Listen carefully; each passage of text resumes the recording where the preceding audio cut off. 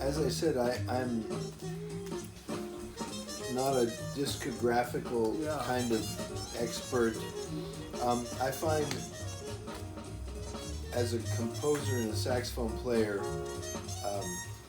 and also because I have to focus on teaching, I think that this record, Schizophrenia, as well as Speak No Evil, they present some real statements. Well, yeah, there was a great expression that passed through my mind before I was able to grab it, but he was really defining a transitional period in jazz composition, and so one of my focuses. Footsteps already. Footsteps was recorded with Miles. I'm not sure of the date of that. That's another thing. I'm not an expert in his dates. Yeah. But as I was saying earlier, I see that Wayne is a figure in jazz of absolute utmost importance because he straddles, created, or was part of the creation of at least 5 different really major stylistic developments in jazz. And so we were talking Even about... though it's eclectic what his approach was too. Well, yes, I think eclectic would define Wayne Shorter very well, or would describe him. Yeah, I mean, he's never been a conventional improviser or a conventional composer ever. Yeah. And actually, as a saxophonist, I find Wayne the least organized and the least systematic of all improvisers, and which is a beautiful and personal aspect to him. So Coltrane, even Sonny Rollins was not organized in the way that, let's say, some of the other saxophonists were in terms of the materials, but Wayne, I think, really prizes the spontaneous moment. And I heard somewhere a chamber ensemble had played one of his pieces, and he said that was perfect. Never do it that way again. Yeah. And so he's a guy who really values improvisation. But we were talking a little bit earlier about the stylistic category definitions. What is bebop? What is hard bop? And for me, the difference is both the recording technology changed in the crucial period. Yeah, in the mid-50s, let's say, but predominantly I see the big difference as bebop was compositions based on earlier compositions, so melodic lines that were written over songs, and so the hard bop period was a time when the musician, the interpreters, the performers played their own compositions, which were no longer based on earlier forms. Standards. Yes, exactly. Yeah. And also there's a much greater role for the rhythm section. Mm-hmm. And it's impossible from this perspective to say whether that was because the technology allowed us to hear the drums and the bass more, but I just think it was a musical development. Evolution, yeah. So, and also Dizzy introducing Latin American rhythmic elements. Of course, that was part of the bebop era, but really this became Bestandteil. Bestandteil. Let's say a main building block of the hard bop era. Yeah. So I see, from my interest, and I have to admit, there's a lot of beautiful music here that I just don't know all that well because there's so much music. It's a long career too. Well, yeah, it's an immensely long career. He's in his 80s now. He just wrote an opera. Yeah, an opera with Esperanza Spalding. I have not yet heard any of it. I have to look into it. So, Andy. Sir. This is I wouldn't want to intervene, but yes, you as an introduction. So we're back again, everybody. So this is you watching the video series of based on Helmut's incredible, impressive archive here in Vienna in his flat collection. Yeah. his collection. Sammlung. Sammlung, genau. Ich bin ein Sammler. Yeah, and so the series, you probably know, is now called Helmut in Wonderland. So we're in Helmut's Wonderland that he's been collecting and building and restructuring, listing, making lists on the list that he had, listening, buying records for 2 or 3 times because Till the chaos till the broke chaos in. And I can't remember where things are. It's like I've got lost track of things. Since he's been collecting these for since he was 14, and so today we have a special guest. So this is the second video. If you watched the first one was on Dexter Gordon. Now that we're shooting the second video, and We have a jazz musician. yeah, we have a first dear friend. Yeah. This is more. That's the most important part. That's Yes. yes. And then we have a great saxophone player from New York who has been living in Vienna for how long? Maybe 20 years? No. I came in end of August 2006. So this is my 16th year. 16th year. So Andy Middleton, he doesn't need an introduction, but he's one of the greatest saxophone players alive, of our day, better said. Thank you. So pedagogue at university, albums, everything that composition. Working theory, on his second book. Working on his second book, first book, melodic improvisation. Yes. Melodic improvising. Melodic improvising. Yeah. Check it if you're interested. Great ideas and concepts. So So Andy Middleton is today with us, Helmut Weihsmann, and I'm the host, kind of a semi-host. The host is Helmut. I'm Isben Onen, and we're here to enjoy and appreciate and celebrate Helmut Weihsmann. And today's guest is Wayne Shorter. Yes. And we're glad that we're here, and we're glad that we have Andy also, who will be talking about Wayne Shorter. So we're now starting. We've been listening to some music as Andy and Helmut were talking. So this is Blues à la carte by Wayne Shorter, 9:59. Yes, that's what Yeah. And Lee Morgan, Paul Chambers, Wayne Shorter, of course, Jimmy Cobb, and Wynton Kelly, recorded in New York City in November 10th. So we're just going to talk about Wayne Shorter's music. We'll just listen to music. Andy will share his ideas, impressions, and we're going to talk about Wayne Shorter. Yeah. This is an interesting band because it's the rhythm section was Miles' rhythm section, and of course Wayne and Lee Morgan became the horn section for Art Blakey's band, and so it's kind of an interesting transition point from the late 50s Miles hard bop to the early 60s with Blakey being, let's say, the leading, from this perspective, it seems the leading figure of a new development in hard bop. Yeah. Of course, we can never exclude the vast importance of Miles, but he was already a leading figure, and so Art Blakey being a sideman, and then Second generation already. Yeah, sure. Yeah, because I guess Art played with all the bebop guys. I don't know how old he was at this time, but this is Jimmy Cobb on drums, right? Yeah. So. So that means that this we could count this album that. So this is after Art Blakey. So the Art Blakey story is it over now? No. I think it's about to come. Well, yeah. Lee Morgan was with Art Blakey till he died. So Lee Morgan, when did he die? He died. I don't know. See, that's not 60 something. Yeah. I know he died in slugs and was shot. But there's new information that there was it was his wife, but that I think she shot him accidentally, and there was some. I think Eddie Henderson, the trumpet player, was actually there, and she didn't mean to shoot him. From what I understand now, and there's something about Russians. Was it an accident? I guess so. Yeah. I mean, she was pissed. When you have a gun and you're pissed, there's always danger of getting something. But there was a recent I watched the Oh, yeah. documentary. There was a recent documentary. Yes, I guess that's the one that That's with the new info. yeah, and it's great. Yeah, Yeah. it's great. And there was an FBI investigation or a cop investigation.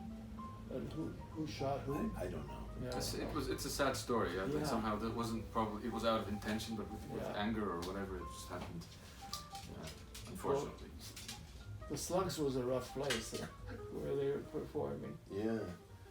Well, yeah, Okay. this is a time when Wayne was still Young. very young and I think hadn't really created His own compositions that were outside of the mainstream in the I way see. that they became. I mean, he's part of Yeah. developing other mainstreams, and Yeah. this is what I was saying before, that I see Wayne as having been a central architect or pardon the term, Yeah. of hard bop. Then when he joined Miles, I think one of the very first records was Live at the Plug Nickel at the end of 1965, and all of his compositions, Pinocchio and sorry, that's another thing. Sometimes the words are not in my mind, but a kind of lyrical freedom that was not without form and not without harmonic control, but I kind of call it post-bop. I don't have a good word for it. But then when he was still with Miles Davis and recording in the Electric period, then leading into Weather Report, Yeah. and then his collaboration with Milton Nascimento and Oh, yeah. introducing the Brazilian sounds. I think that was 75, and essentially being a free improviser. One of his records, High Life, which has Marcus Miller on bass and a full orchestra and horn section. The duo with Herbie Hancock. The what's that other record I'm thinking of right now? Atlantis. I remember when Atlantis came out, a lot of hardcore Wayne people thought it was awful. Yeah, but I Yeah. think it for me it's a beautiful record. It's just a mostly composed and not very improvised record. So Wayne really spanned such a gamut of It was experimental. yeah, Yes. sure, but putting out a record that's almost entirely composed and then putting out later records that are almost entirely improvised is a very unusual thing for the same artist to do. And as a composer, he's really responsible for generating the strongest early currents of modal composition. And as I mentioned before, he's But wasn't the pianists who were with him Hancock or Herbie Salvador? for sure. Yeah, there was also another colleague that had the same intention to play modal music. I think that's mostly Herbie, but Cedar Walton was the pianist in the Blakey band when he was Yes, before they yeah, dissolved. right. Yeah. But then Herbie was in the Miles band, and when Herbie left Miles and Chick Corea joined, and there's some really cool. I don't think there's very many recordings of Wayne playing with Chick, but you have here this one, Molto Grosso Feo. Is that what it's Yes, called? that's- And it's not Zawinul. It's This would sound good. it's Chick Corea. Chick No, Corea. Chick Corea. Okay. And so- should we listen to that? Sure. A second? Yeah. So, but that was Dave Holland, Chick Corea, Jack DeJohnette, Miles, and Wayne. Yeah. And I think Wayne left before Jarrett got into the band, because that's when Gary Bartz started to play with Miles. That was 1972. Mm. Because that's when they were Could also be. touring in Europe, and they Ah. played in Vienna. Oh, Yeah. and you saw it. That's why. Excellent. All right. In the Stadthalle even. Yeah. Wow. Yeah. Yeah. There was the Jazz Festival in Vienna before his name was Jazz Festival. Uh-huh, They I had- see. in the Stadthalle. There must have been 2,000, 3,000 people there. Yeah. Beautiful. And half of the audience didn't like it. And it was a lot of controversy in that time in Vienna. What is jazz about? Is it about rock, or is it the tradition? Yeah, I think that controversy will never go away. So this is what we're. I saw Wayne at the Concerthaus here in Vienna a number of years ago, and the first tune was 20 minutes long, and after that tune, half the audience laughed. I think they were the people who had the abonnement, that they just know, oh, this is a famous guy, let's go see what it is. And Wayne is an uncompromising player. He never said a word. The whole thing. This was the band with, or is the band still with, Patitucci and Danilo Perez and Jack DeJohnette? No. And my memory for names is terrible. I know. Who's the drummer who's playing with Wayne for the last 20 years? Just one Brian of the, Blade? Brian Blade, yeah, just one of the leading drummers of our time, that young artist. Yeah, this is with McLaughlin. So he must have at least become, if he didn't meet McLaughlin with Miles, they became familiar with each other then. And that's maybe when he also met Dave Holland. And probably Chick also. Wayne is from Newark, New Jersey. And was given the key to the city in a Wayne Shorter Day celebration. When was that? I was in the mid '80s. A drummer that I knew from Miami, Steve Bagby, played with Wayne on that gig. But yeah, he's one of the Newark guys. Yeah. Newark is very close to New York City. Yeah, of course. You can see Newark from New York. It's a suburb. Sort of, yeah, exactly. So we're listening now to Wayne Shorter's Motto. Molto Grosso Feo, and it's And who's on this record? well. There's Chick Corea, Ron Carter, John McLaughlin, Dave Holland, and then there's Micheline Prel, who sounds like a French woman, on percussion. And from Never when heard of is her this? name, From this LP? Is it so? That's definitely after Blues a la carte, I think. Yeah. After this, It's after from 59. August 26, 1970. We're now in the 70s. Okay. Yeah. So this is just around the time that the very first Weather Report record was recorded also. Oh yeah. I think that's from 1970. Yeah. And I noticed on one of these other records from that time that, I think it's this one, Alphonse Mouzon was playing. Yes, it's this record called, there's no name actually, but Alphonse Mouzon was the first drummer in Weather Report. He was on the very first the first recording, which is just called Weather Report, which I bought because I thought the cover was really cool. I was 12 years old. I bought Heavy Weather because the cover was cool, and then I bought the first Weather Report record. And I can still listen to it all the time. At that time, Andrew White or so in that. Andrew White played bass on Sweetnighter and also played oboe and English horn. Yes, yeah. You know, he was the bass player for The Fifth Dimension. Oh yeah. And he also transcribed all of Coltrane's solos. Well, up and away and all that. Yeah, I think that the big hits from The Fifth Dimension was Andrew White on bass. Yeah. But he's on Sweetnighter and maybe... but he's from Washington, D.C. Yes, that's true. Yeah. Right. Yeah, so, but is he on this album? No. No. Andrew White. But somehow Andrew White was associated with that time. Maybe so. Yeah. So I think one of the interesting things, probably in many art forms, but it's for me more clear when I look into jazz history, is that this You're off screen, by the way.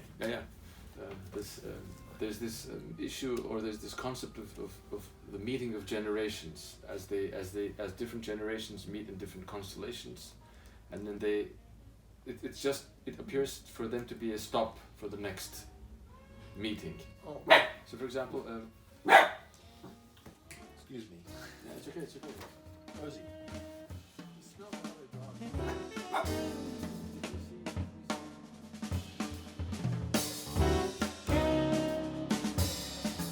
Bye.